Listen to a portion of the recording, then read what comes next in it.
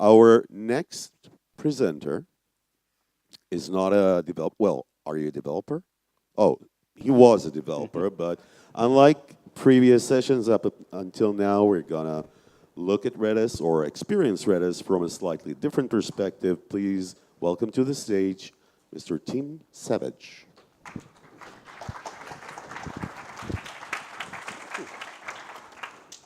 Morning, everyone. So yes, my name's Tim Savage. I'm from a company called Armakuni.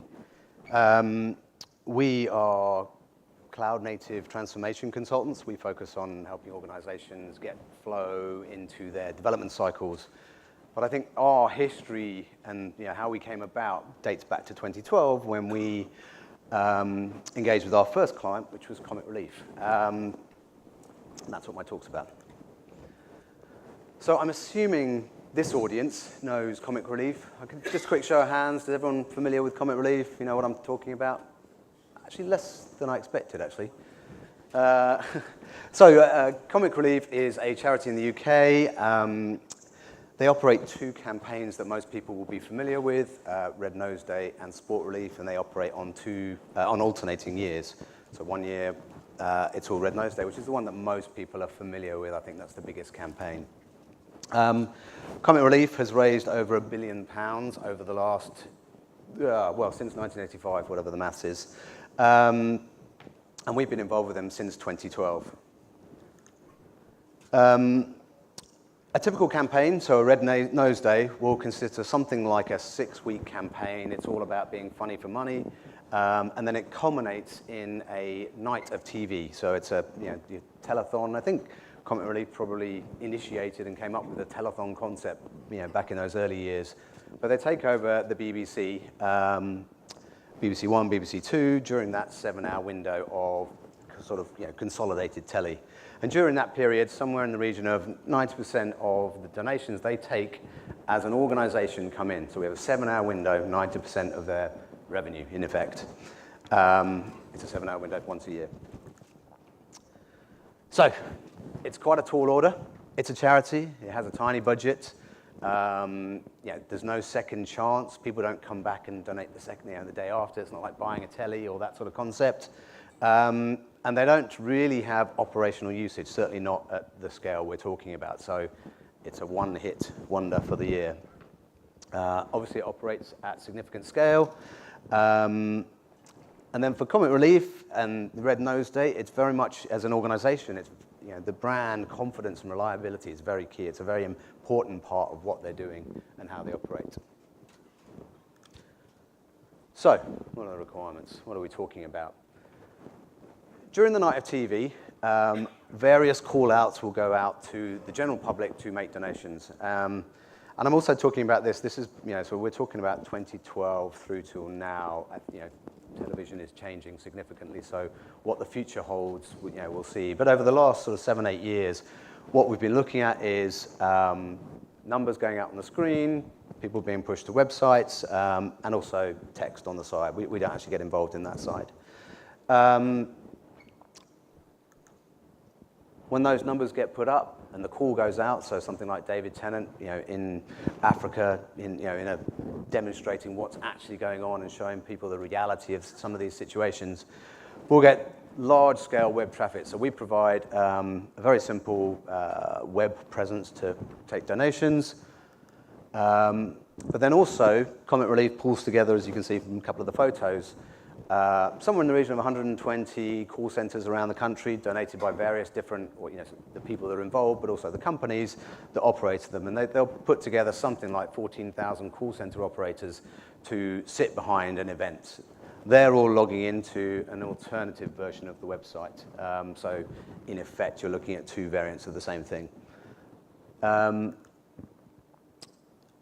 That's what a night looks like for us, 7 o'clock through till 2 in the morning. This is from a few years ago showing, I think that works out at just over 200 donations a second, but we get variable peaks in these windows. And these are the sorts of metrics we're trying to build for. We're talking about 400 credit card donations per second, up to 800,000 donations in total, 7-hour window, once a year, and no second chance. All pretty key concepts. To give you a bit of context to those numbers, the UK card industry, and this is a couple of years old now, but the UK card industry averages at about 375 card transactions per second. So that's every single payment going on. Just to give you some context of the scale we're talking about here. Okay, the solution. So I'm going to give you a quick overview of what we put together, and my objective is to just show a bit of how we did it, and then I'll go into how Redis was involved. So I'm going to start with one small component. This is what we refer to, and the terminology is probably not great, but we always refer to this as a front-end shard. This is a Cloud Foundry, Bosch deployment of Cloud Foundry. Here we're talking US East Coast, we're on AWS in this instance. This shard here will be rated to cope with 400 credit card transactions per second. It will contain all of the microservices we run, which I think is at 28 now, and all of those will get deployed into this. We then take that and replicate it out. So here we're across multiple geographic regions, and then as you can see on the far right, we've now deployed onto VMware vSphere, I think, on a private data center. So actually what those are can vary. We've used this across Google Cloud, IBM platforms, AWS. So we're sort of cloud agnostic, but the point generally being more than one provider, more than one location per event. We also apply the same concept to the payment side. So we work with these payment providers. We load balance across all three of them, so to allow for varying things that can go on during the night, but fundamentally we're redundant within this space. We also are able to do to switch between synchronous and asynchronous transactions. So in terms of taking payments, credit card payments, we really want to be interacting with the customer in real time. Take a live transaction and particularly tell them if it's failed at that point in time in real time. But obviously, over time, and particularly with the high criticality of this system, there can be issues with the banking network. There can be issues with all sorts of other areas. So we're able to async as well, whilst very low PCI exposure. Okay. So going back to my diagram, we've got 3 front-end shards. We've now added in another shard, which is identical, same apps deployed onto it, but it's just used in a different way. So in the front-end shards, we'll use the subset that is required for those front ends. For this layer, which is the insight layer or management layer, we use different applications within it. You can see the payment services interacting over here, and then we've also got shared services in the mix. So we're now in a position where we can handle quite a few things going wrong, and we have over the years. But still, in this scenario here, which is pretty terminal, we're still able to take 400 credit card transactions per second. So how do we do it? So just a quick bit about this. This is concourse pipelines. So everything that we do is automated and pipelined. So infrastructure, applications, all heads down pipelines. And that's a very key concept in terms of what we do and how we do it. It's interesting. Actually, I'll talk about this on the next slide. So load testing is another big part of what we do. Running a platform like this that only runs once a year, and we don't have that kind of operational background, we really need to test what's going to happen on the night. And it's very difficult. I don't know if anyone out here gets involved in load testing and has experience of it, but it is a very difficult art, I would say. We spend a lot of time load testing, game daying, and preparing ourselves for this. And it's a big effort. For us to be able to run large-scale load tests, we have to build not only our platform, we have to build another platform we've built that effectively mocks out all of the services, because we can't call on WorldPay or Stripe to just suddenly allow us to do a large-scale load test at whim. And we also have to build out the other platform for the load generation. So when we started doing this back in 2012, we built our own platform.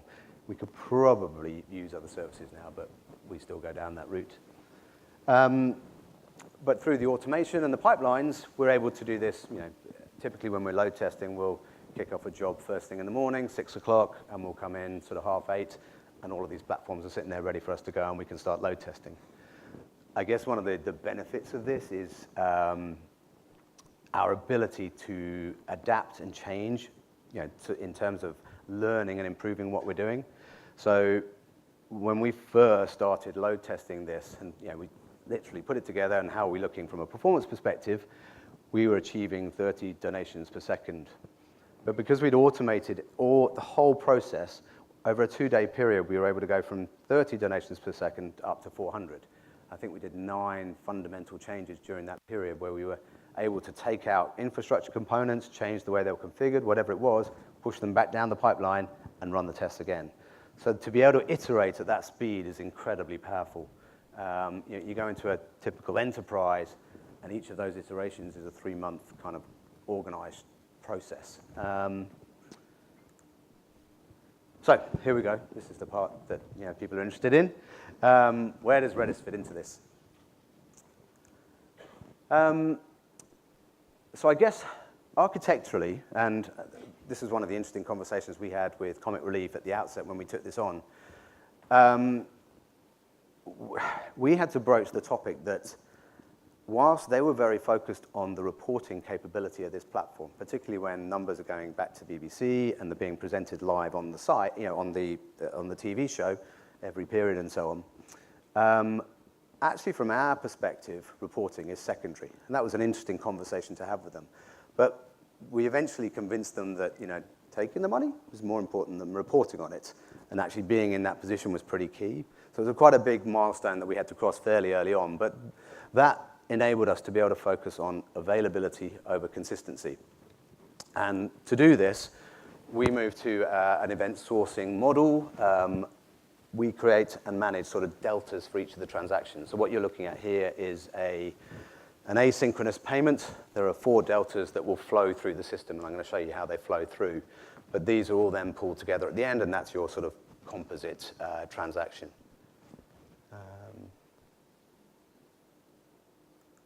Okay. So in terms of those transactions moving around the system, that's where Redis comes in. Now, this is a slightly more detailed architecture diagram. I'm not expecting anyone to really zone in on that because it's quite small and detailed. It's not quite clear, but we've got 3 front-end shards there, and then the management shard bottom right. I'll just drill in a bit more, so now you can see them all. So what you can see there is the Redis instances, and then the little circular stars are our workers. So this is a front-end shard. On the completion of one component of a transaction, a delta is written to 2 Redis instances, different AZs, from a redundancy perspective, and then the worker will pick up that delta and push it down to the management layer, as we sort of looked at earlier, and I'll come on to that bit in a minute. It's worth pointing out there are various mechanisms in place here that kind of manage how this flows. So, for example, if the front-end side can't push the data into both of the Redis, it'll fail that entire shard at that point in time and push that delta down to the management API. There's a whole load of mechanisms that have grown over the years that allow us to cope with this. Here, we're now looking at the management shard. At the top, there's the insight, the API that's the outer layer of it. That will receive the delta and store it in a Redis instance there. We've then got a worker. What we're looking at here and what I'm going to talk you through is what we refer to as the circle of trust, a random name, but it became pretty key to our understanding of how this system works, and the nuances of it are very key to the operation of the platform. And I'm just going to walk you around that now with that transaction we looked at before. So the delta that came in through the API gets picked up by this worker, and it will add the delta to Mongo, where we sort of create the composite transactions. At that point in time, it's worked out what's the next logical step to perform and whether we have all of the deltas, whether they're in sync or not. In this scenario, the assumption is that they are, and it will add the delta to the next, the pass on, create a delta in the next queue. So this one here is the actually taking the payment. So we've had I think it was card details stored come through, and we're now doing take payment. Well, on completion of that, a delta will get added to the local Redis, again across two AZs, and then a worker will pick that up and push it back into the system. Ooh. So that will go back into the top again. And so in effect, this will keep going round. In this scenario here, we go round to take the payment. Once the payment's successful, we'll then go around and do the relevant email, and then round to the next one, and that will be the export out to the data stores and the data warehouse.